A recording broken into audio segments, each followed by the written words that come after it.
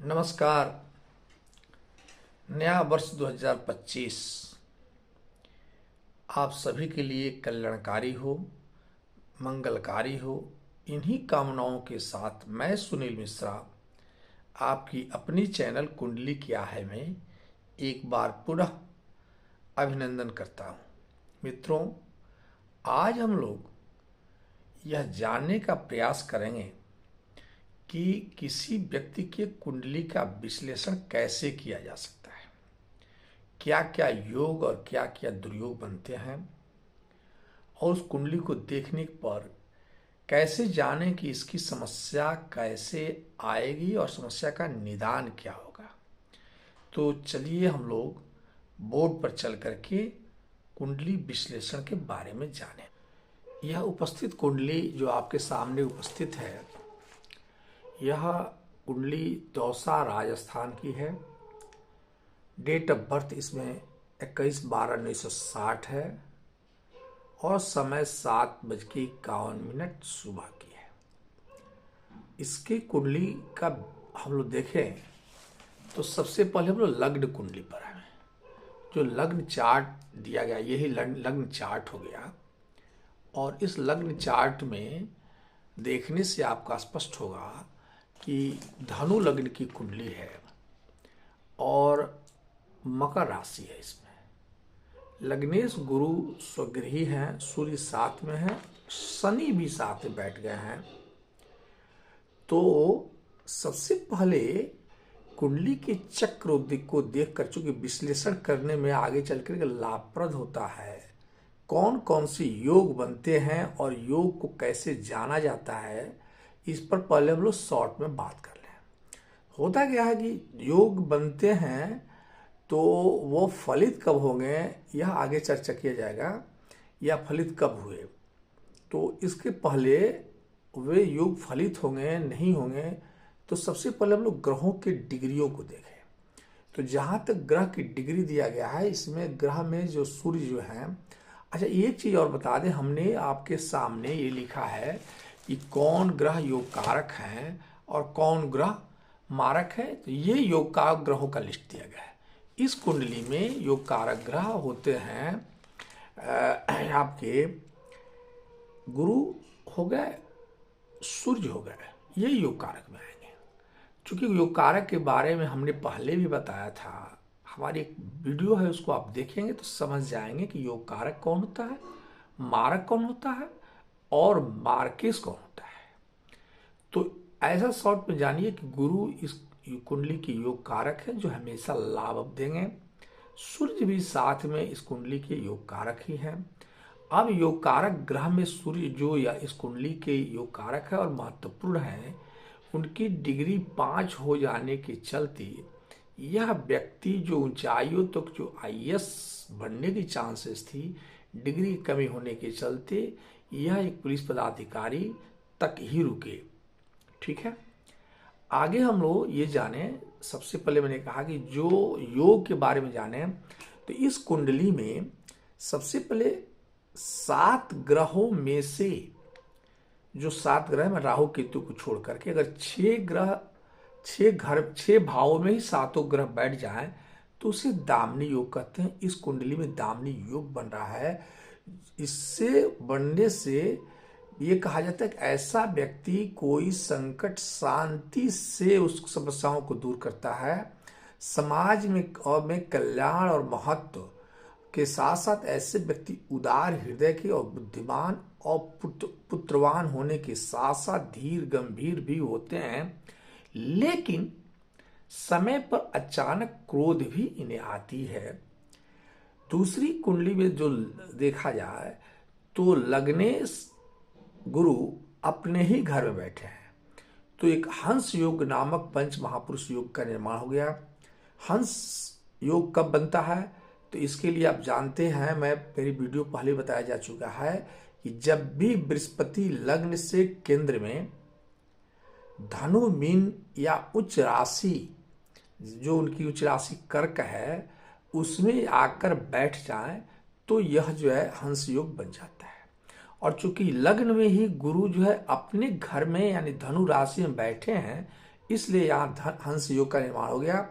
अब इसमें होता क्या, व्यक्ति सुंदर होता है, सौम्य होता है और उत्तम भोजन करने वाला, सुख के सारे सामग्री उसे उपलब्ध होते हैं और कहा जाए कि सामान्य से अधिक जीवन में उसे जो फल मिलते हैं वो धन से संबंधित वो सामान्य से ज़्यादा मिलते हैं। ऐसा व्यक्ति सुखमय जीवन व्यतीत करने वाले होते हैं। अब एक चीज़ और तीसरी जो हम लोग देखे हैं, इसमें एक दीर्घायु योग भी बन रहा है। दीर्घायु योग के बारे में एक व्याख्यान किया हूँ अपने वीडियो में कि लग्नेश जब भी त्रिकोण के स्वामी के साथ बैठ जाएं, लग्नेश जब भी त्रिकोण के स्वामी, त्रिकोण कौन हो गया, त्रिकोण होता है पंचम भाव और नौ भाव, तो नौ भाव के स्वामी सूर्य हैं और वो लग्न के स्वामी के साथ बैठ गए, यहाँ दीर्घायु योग बन गया। और इसमें ये तो व्यक्ति लंबी उम्र को प्राप्त तो करता ही है, साथ में पुत्र भी उसके यशस्वी होते हैं। अब एक लक्ष्मी प्राप्ति योग भी इसमें बन रहा है, जिसको हम लोग देखें कि पंचम भाव का, अब लक्ष्मी प्राप्ति योग क्या है, तो पंचम भाव का स्वामी पंचम में, याद रखें, पंचम भाव का स्वामी पंचम में या नौ में या नौम के साथ संबंध बना ले।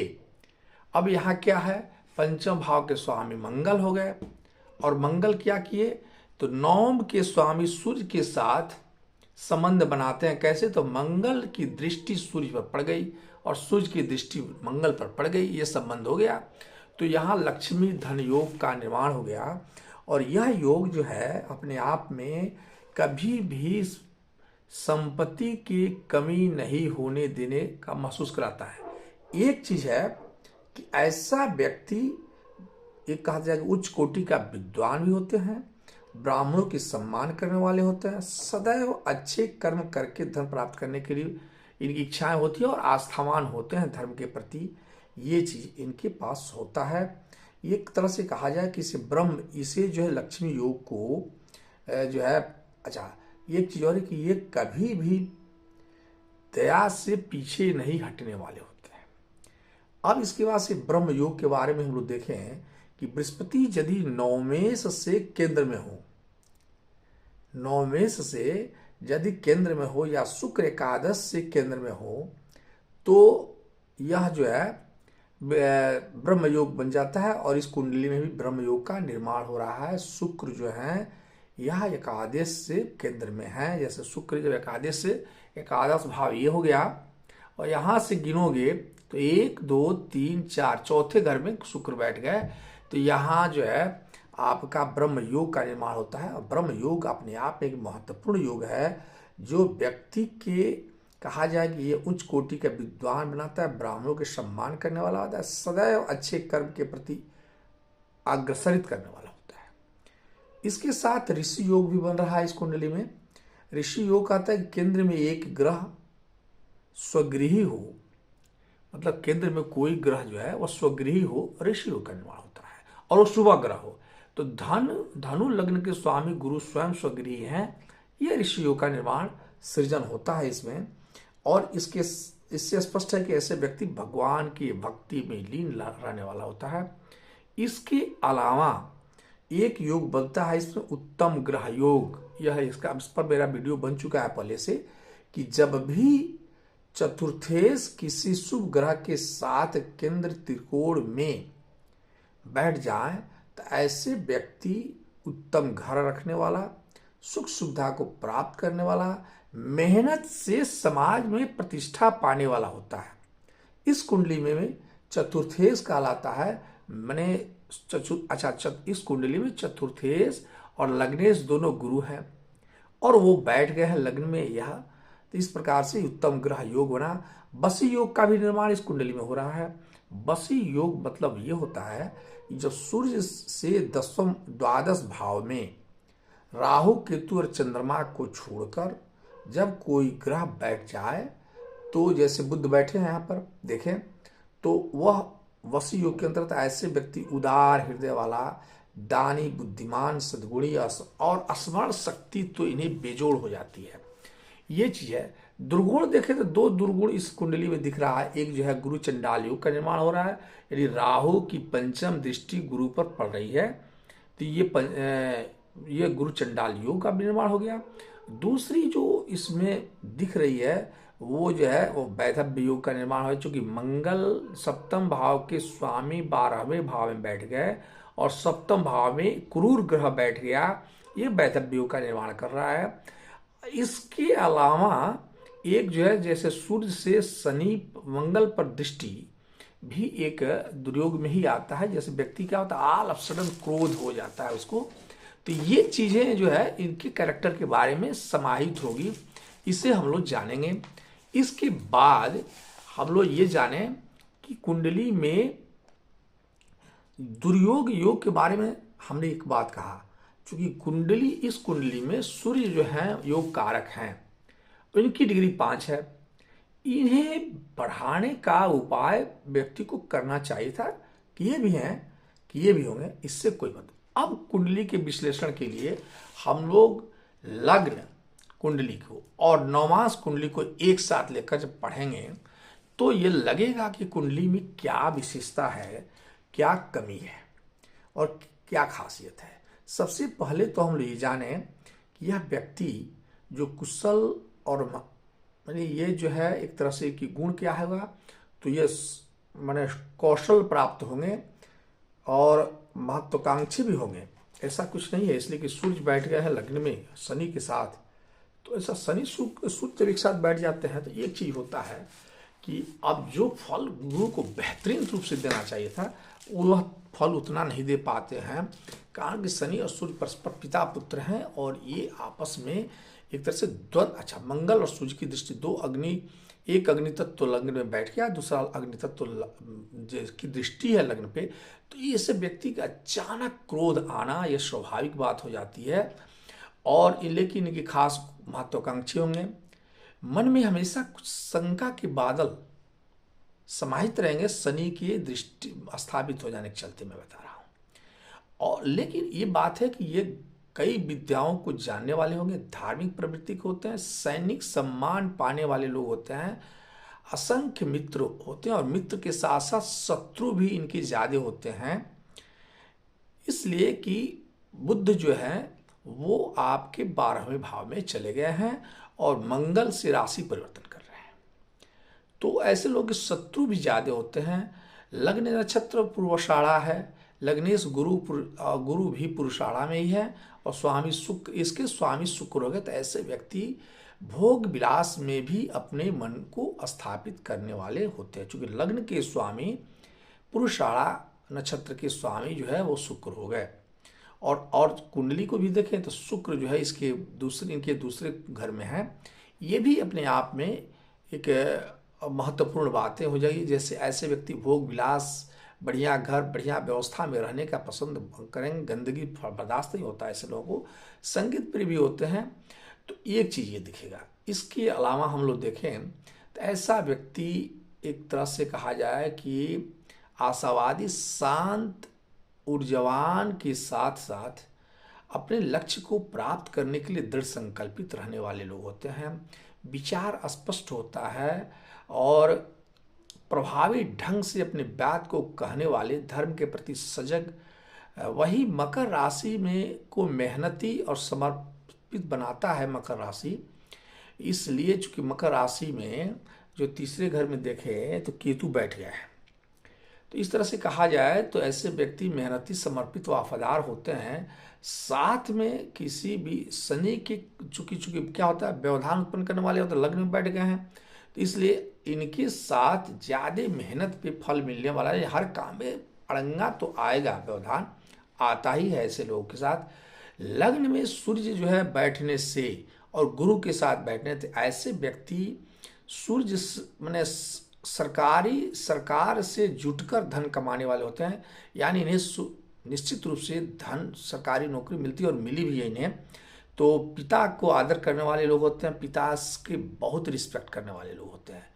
और साथ में देखे जाए, लेकिन मैंने कहा एक बार पुनः कहूँगा, ऐसे व्यक्ति की मनोहर व्यक्तित्व होने के बावजूद क्रोध करके अचानक अपने हट से विवाद खड़ा करने वाले हो जाते हैं। लेकिन ऐसे व्यक्ति की दीर्घायु भी होते हैं, चूंकि दीर्घायु योग है भी इनकी कुंडली में। मैंने कहा था कि पंचम जो आयु के कारक चंद्रमा यहाँ बैठे हैं, तो दीर्घायु योग भी बनता है इस कुंडली के अनुसार।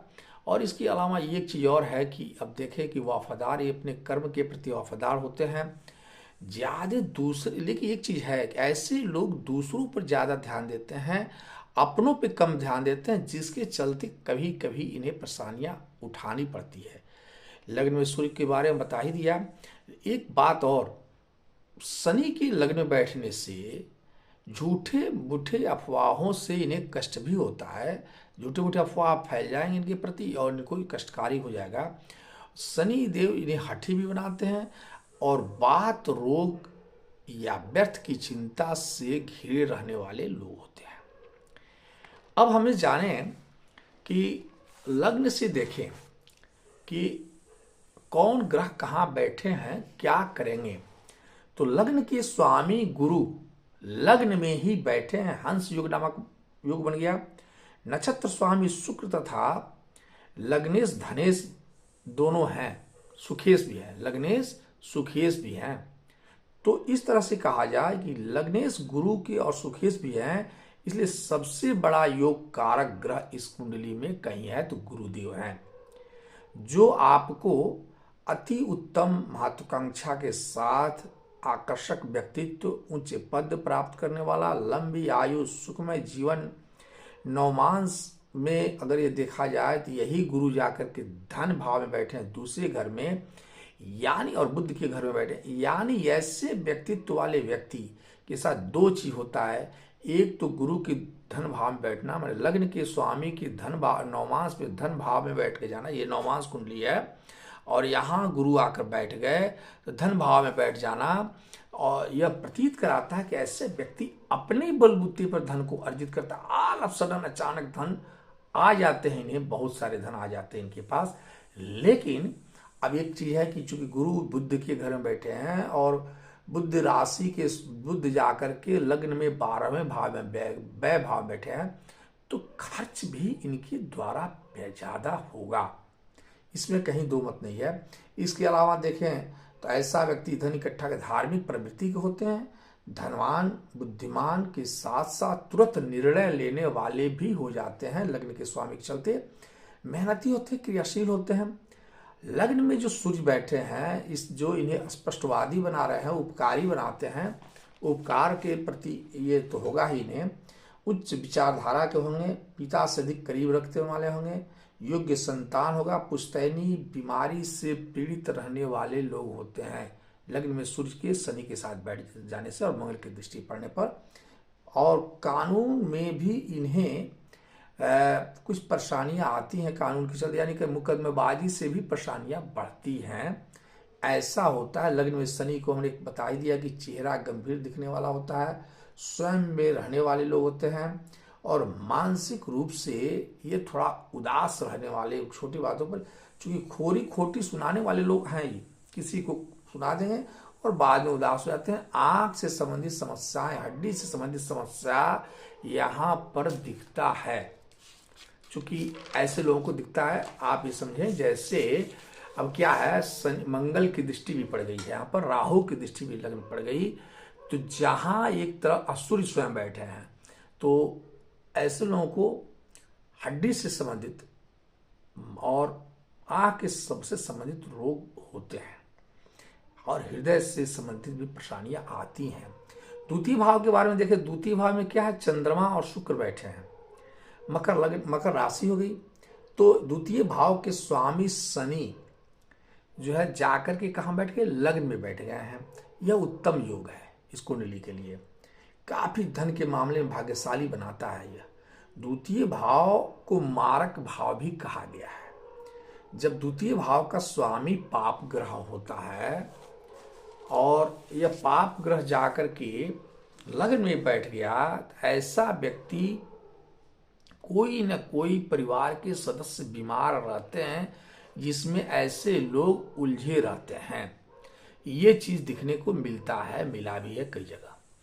तो हमेशा एक चीज और है कि इस कुंडली में देखा जाए तो नवमांस का व्यय भाव चंद्रमा नौमांश में, अब हम लोग ध्यान से दें तो नौमांश के व्यय भाव चंद्रमा जो है कहाँ गए हैं, तो लग्न कुंडली के धन भाव में स्थापित हो गए वो जाकर के।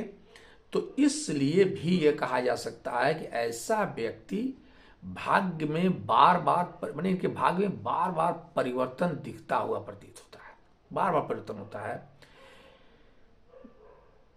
स्वभाव में थोड़ा बेचैनी होगा, गुस्सा होता है, उग्रता लाते हैं। और एक चीज और है कि ये भावुक लेकिन होते हैं, क्योंकि शुक्र वहाँ जो है, शुक्र के साथ चंद्रमा बैठ गए, इमोशनल बना देता है शुक्र। तो सफल इंसान होने के साथ साथ कन्याओं की संख्या ज़्यादा होती है, क्योंकि चंद्रमा और शुक्र जब भी एक साथ बैठ जाते हैं उस कुंडली में कन्याओं की संख्या ज़्यादा होती है। ऐसा आप याद रखें या ध्यान दें। इसके बाद से हम लोग, एक चीज़ और है कि यह व्यक्ति रोचक कार्य को करने वाला होगा।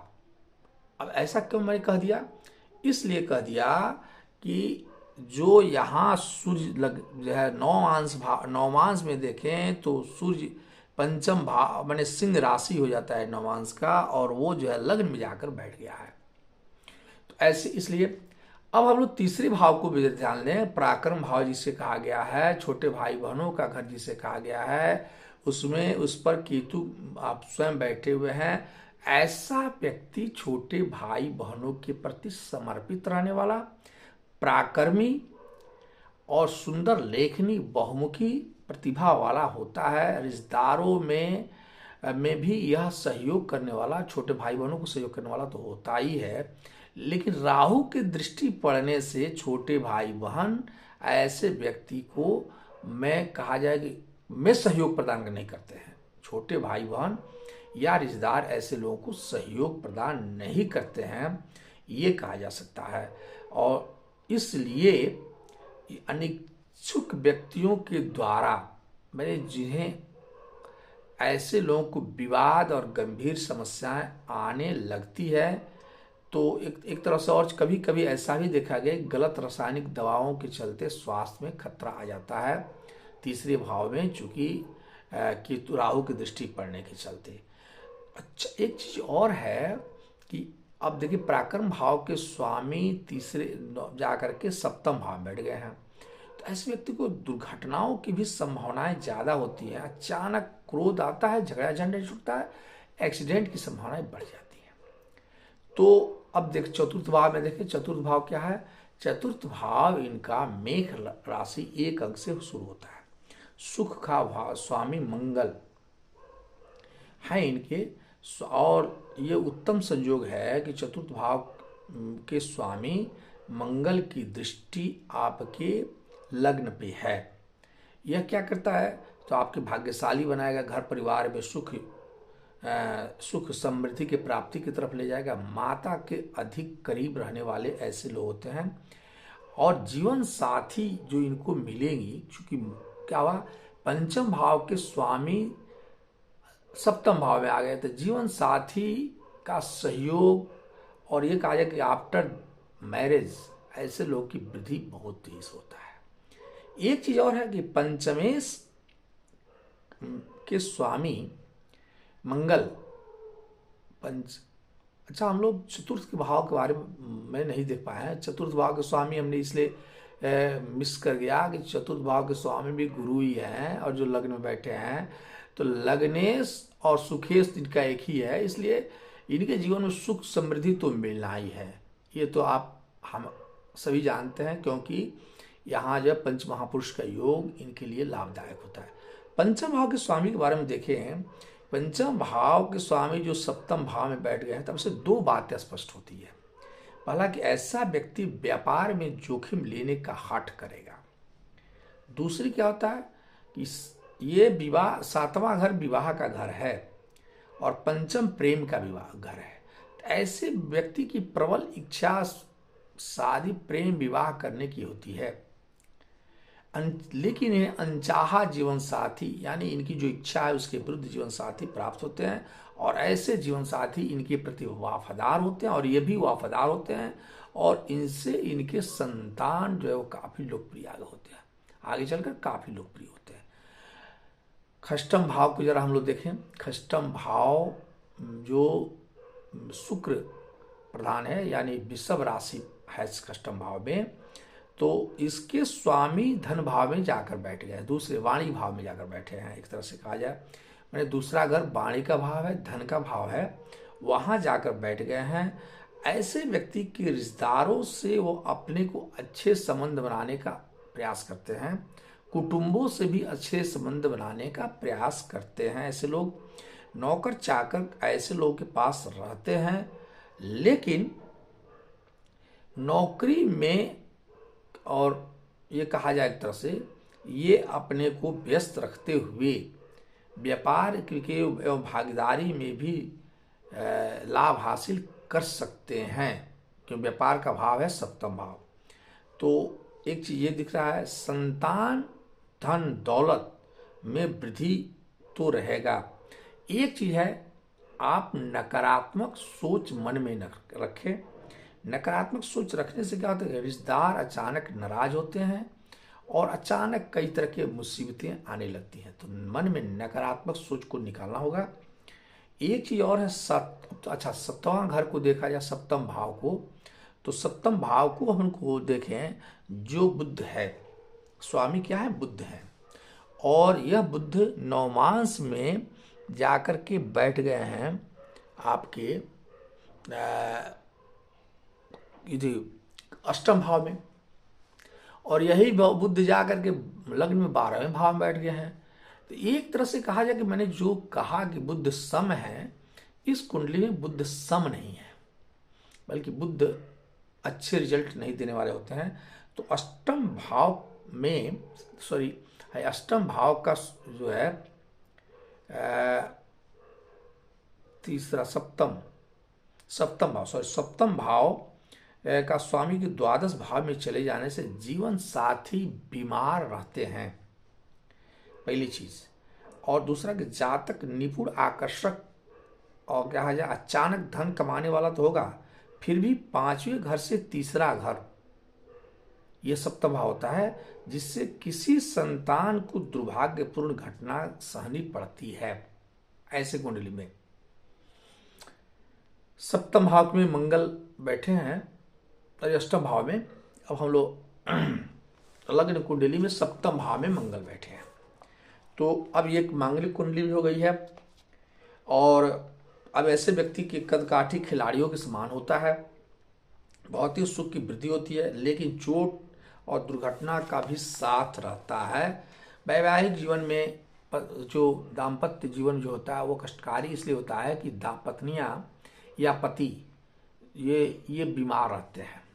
ऐसी चीज 7वें घर में मंगल, चूंकि हाँ एक बात है, अब 7वें घर में मंगल बैठे हैं, बुध के घर में बैठे हैं, तो ऐसा व्यक्ति अगर बिजली का यंत्र, रसायन या रसोई घर से संबंधित जुड़े सामानों से संबंधित व्यापार या रियल एस्टेट से व्यापार करे तो लाभप्रद होता है। ये चीज आप मिलावें। इसके बाद हम लोग आए अष्टम भाव पे। अष्टम भाव में का स्वामी चंद्रमा है और वो धन भाव में बैठकर अपने घर को देख रहे हैं। ये चीज है, बढ़िया है। अष्टम भाव को आयु भाव भी कहा गया है, मृत्यु भाव भी कहा गया है। तो अष्टम भाव के स्वामी चंद्रमा को अपने घर को देखना, यानी ऐसे व्यक्ति की उम्र लंबी होती है, इसको मैं पहले ही बता चुका हूं। एक चीज और है कि ऐसे कहा जाए कि इनकी मैंने एक चीज और होता है कि इनकी लंबी आयु तो होती है, लेकिन शुक्र की दृष्टि भी पड़ रही है। तो ऐसा व्यक्ति गुप्त विरोधी शत्रु इनके होते हैं, गुप्त शत्रु होते हैं जो विरोधी, ये तरह से कहा जाए गुप्त विरोधी होते हैं, पहली बात। दूसरा, जो अन्यास डिस्टर्ब करते हैं लाइफ का। और एक चीज और देखिए, पैतृक संपत्ति में विवाद उत्पन्न होता है, ये भी होता है अष्टम भाव के में चंद्रमा जो है शुक्र के साथ बैठ जाने से। और इन्हें एक चीज है, विवाद के बाद पैतृक संपत्ति मिलती है, ये चीज है, ये लाभ मिलता है इसका। इसके बाद से आज हम लोग 9 भाव में आए। 9 भाव में राहु बैठे हैं। सिंह राशि में राहु का बैठना एक तरह से भाग्यशाली बनाता है, और धार्मिक समारोह, धार्मिक स्थल पर घूमने फिरने की इच्छा जागेगी। कम उम्र में ही पिता का खो देना या पिता से संबंध टूट जाना ऐसे लोगों को दिखता है। एक तरह से कहा जाए कि पिता का सहयोग न मिलना, पैतृक संपत्ति में व्यवधान आना, ये दिखता है नवम भाव में राहु के बैठ जाने से। तो आर्थिक दिक्कतें भी आती हैं, झेलनी पड़ती हैं कम उम्र में ही, ये भी दिखता है। किसी भी व्याधि या कोई रोग जो होता है इससे पीड़ित होते हैं, जो रुक रुक करके उग्र रूप धारण कर लेता है। ऐसे व्यक्ति के जीवन में ये ऐसा रोग दिखता है जो समय समय पर, जो कहा नहीं कहा, पर शुरू में कहा कि पुश्तैनी रोग भी एक तरह से कहा जा सकता है इसको। 10वां भाव क्या है? बुद्ध का घर है। और दशमेश यानी कर्मेश कहें, वो व्यय भाव में जाकर बैठ गए हैं। और जो है नौमांश कुंडली में वो अष्टम भाव में बैठ गए हैं। ये अच्छा चीज संकेत नहीं देता है। ऐसे व्यक्ति की नौकरी, जो ऐसी नौकरी मिलती है, अच्छा व्यय भाव क्या है? दूरस्थ स्थान, दूरी, विदेश, घर से दूर। तो ऐसा व्यक्ति, ऐसी नौकरी मिलती है जो हमेशा स्थान परिवर्तन करते हैं।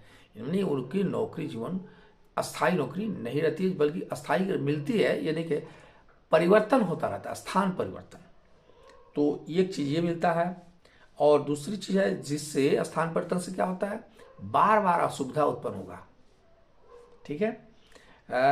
लंबे समय तक ये व्यक्ति जो है, एक तरह से कहा जाए कि ये जन्म स्थान से दूर रहते हैं ऐसे लोग।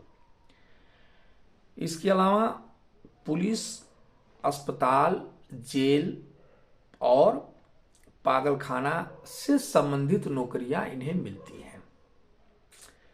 और ज्योतिष क्षेत्र में भी इनका मन लगता है, ज्योतिष भी बन जाते हैं ऐसे लोग, ये भी है, दिखता है ये।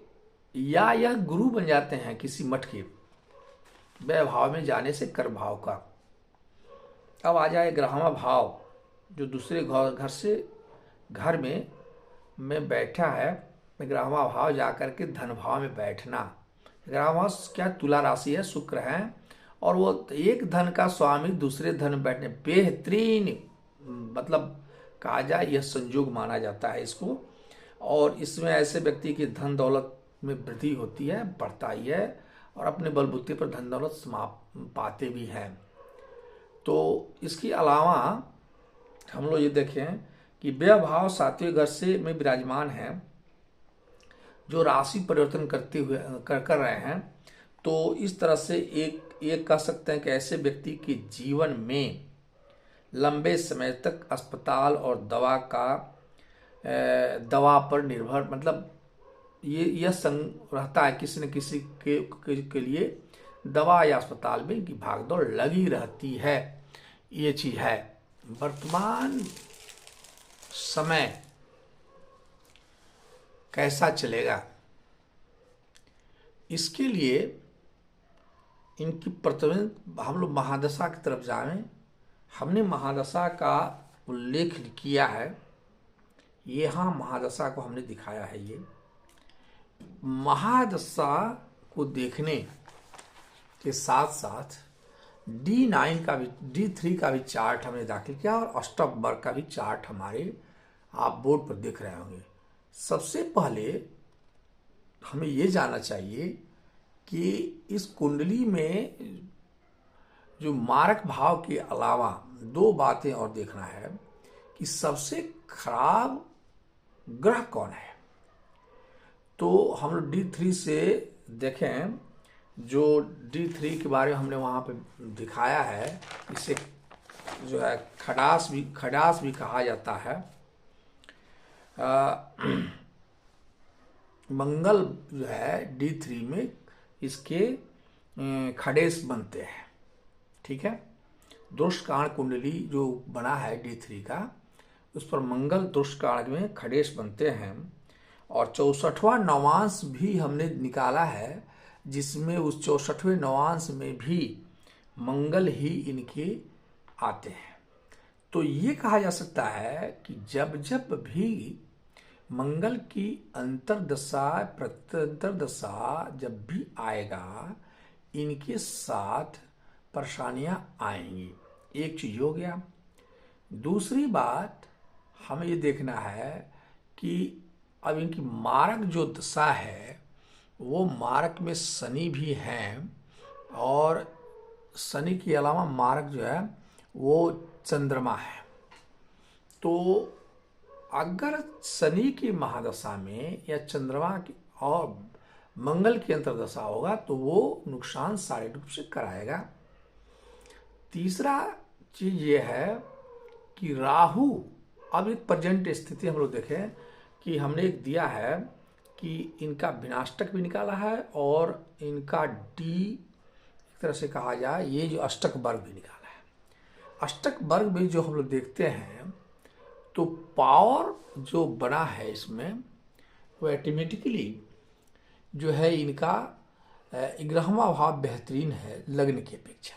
यानी ऐसे व्यक्ति जीवन में रुपया तो बहुत कमाए, लेकिन शारीरिक रूप से ऐसे व्यक्ति को उस रुपया से उतना सुख प्राप्त नहीं होता है जो उसने आमदनी किया है। दूसरी जो है अष्टक वर्ग में हम लोग देखें तो पाएंगे कि सुख की में 29 अंक है, जो ये बताता है कि ऐसा व्यक्ति जीवन में सुखमय व्यवस्थाओं का बेहतरीन उपयोग किया होगा। और इसके बाद से हम लोग एक चीज़ और देखें कि कुंडली में सबसे ज़्यादा अगर कोई है तो वो कर्म भाव में पावर दिया गया है। मतलब ये ऐसा कि ऐसे व्यक्ति परम कर्मठी होता है। ये तो आपका अष्टक वर्ग से भी स्पष्ट होता है। हम लोग प्रेजेंट टाइम की में ये दशा के बारे में जाने। इनकी दशा जो चल रही है वो शनि की महादशा चल रही है, और ये चल रहा है 10/7/2009 से 10/7/2009 से चल रहा है, जो चलेगा 10/7/2028 तक। तो सबसे पहले तो ये जाने कि शनि में शनि यानी 10/7/2009 से 13/7/2012 तक ये दशा अच्छा नहीं रहा होगा। इसके बाद से शनि में बुध भी चूंकि व्ययेश हैं, इसलिए और ये तरह से कहा जाए कि तो वो भी आपके और 13 ये सब मिलाकर कहा जाए तो 10/7/2009 से 22/3/2015 के बीच इनकी परेशानियां ज़्यादा रही होंगी। बीच की स्थितियां अच्छी रही। अभी जो है शनि में मंगल आए, जो हमने कहा था, जो 13/1/22 से लेकर 22/2/23 के बीच में मंगल देव शनि में आए थे, जो कष्टकारक रहे। अभी जो दशा चल रहा है 22/2/23 से लेकर 22/2/25 तक ये शनि में राहु चल रहे हैं। और ये जो है तारा मिलान भी हमने किया है। नीचे लिखा है पूर्वाषाढ़ा, चूंकि जो है शनि पूर्वाषाढ़ा के नक्षत्र में है, और राहु जो है वो आपकी पूर्वा फाल्गुनी में है, विपत तारा में आता है। तो शनि में राहु विपत तारा में होने के चलते ये कहा जा सकता है कि कष्ट देते हैं मानसिक, और माने विपत शब्द से संकेत तो आप समझते ही हैं। परेशानियां आती हैं स्वयं के शरीर से और परिवार से भी, जो आया भी इन्हें। और अब हम लोग जाने कि इसके बाद राहु के बाद गुरु जो आएंगे वो बेटर रहेंगे। तो जो दशाएं इनकी जो कष्टकारी है, अभी शनि में राहु चलेंगे 18/12/25 तक,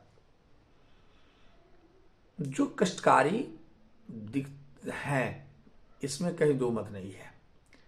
तो और उसके बाद से जो गुरु आएंगे तो बेहतरीन हो जाएगा। इसके बारे में हमने विश्लेषण किया है, ये अच्छा करेंगे, गुरुदेव बढ़ाएंगे और आगे बढ़ाते जाएंगे। इसके बाद से हमने जो दशा निकाला भी है वो शनि के बाद से बुध का भी दिया है। बुध तो करें मतलब कि ये है कि हमें इस कुंडली के अनुसार जो कष्टकारी समय है वो एक तरह से, जो कष्टकारी समय है वो एक तरह से बीत गया। थोड़ा सा अवशेष बचा है शनि में राहु का, जो हमें 18/12/25 तक दिखता हुआ प्रतीत होता है। इसके बाद दशाएं अच्छी हो जाएंगी, क्योंकि इनकी कुंडली में सब मिलाकर के 64वां नवमांश का मंगल जो इनको ज़्यादा कष्ट देने वाला है वो दूर है अभी। तो इस तरह से हम लोग देखें तो महादशा काल में भी, अच्छा महादशा के बारे में कैसे हम लोग जानते हैं, तो इसको 3 तरह से देखा जाता है कि कौन अंतरदशा देगा बढ़िया, कौन नहीं देगा। इसके लिए हमने कल से वीडियो बना भी दिया है, फिर भी आप थोड़ा संकेत के लिए दे दें। तो एक तारा से हम लोग देखते हैं, तारा मिलान किया जाता है और उसमें है कि टोटल 27 नक्षत्र हैं और सभी नक्षत्रों में जो तारे हैं और तारा जो दिए गए हैं वो संख्या इनका 9 हो जाता है। तो ये तारा कौन से तारा मिल रहा है इससे देखा जाता है। दूसरी ये देखा जाता है कि जब भी जो कुंडली में मारक ग्रह हैं और उनकी दशा यानी तीसरे, छठे और 12वें, 3, 6, 8 और 12 में अंतर्दशा या प्रत्यंतदशा आवे तो ये कष्टकारी होता है। कष्टकारी दशाएं वो नहीं होती है जैसे पंचम भाव, नवम भाव इत्यादि, जैसे केंद्र के भाव, इसमें अपने अंतर्दशाएं हो तो ये कष्टकारी नहीं होते। लेकिन द्रोष कांड से भी और आपके 2 चीज पता है, 64वां नवमान से ये निकाला जाता है कि इस कुंडली में वह कौन ग्रह है जो सबसे ज्यादा खतरनाक होगा लाइफ के लिए, जो इन्हें कुंडली में हम लोगों को मंगल देव निकले। जहां ये मंगल देव हमें अर्थ दिला रहे हैं सप्तम भाव में बैठ कर के, वही मंगल देव सप्तम भाव में बैठ के सप्तम भाव को बिगाड़े, यानी पत्नी से दूरी किए, व्यापार में परेशानी लाते हैं मंगल देव। और यही मंगल जब भी इनकी प्रत्यंतर दशा आती है तो शारीरिक कष्ट भी देते हैं। ठीक है, तो इस तरह से यह विश्लेषण रहा इस कुंडली से। आशा एक चीज अब हम मिलावें कि हमें करना क्या चाहिए। तो इस कुंडली में ऐसे महापुरुष की कुंडली है यह, जो स्वयं अपने उपाय करते हैं, बहुत कुछ बताने की जरूरत भी नहीं है। लेकिन ज्ञान के लिए चूंकि यहाँ हमें मंगल और चूंकि मंगल जो है और एक जो होते हैं शनि देव, ये दोनों के उपाय करना होगा। चूंकि शनि की महादशा चल रही है और तो शनि के और मंगल के उपाय करने के लिए, और राहु का अंतर्दशा भी है, तीनों एक तरह से भगवान शिव से जुटे हुए हैं। क्योंकि मंगल ग्रह में रुद्र हैं और राहु और शनि ये भगवान शिव से जुटे हुए हैं, इसलिए ऐसे व्यक्ति भगवान शिव के शरण में हैं तो भगवान शिव की कृपा होनी चाहिए। फिर मिलते हैं हम लोग नेक्स्ट वीडियो में किसी, तब तक के लिए नमस्कार।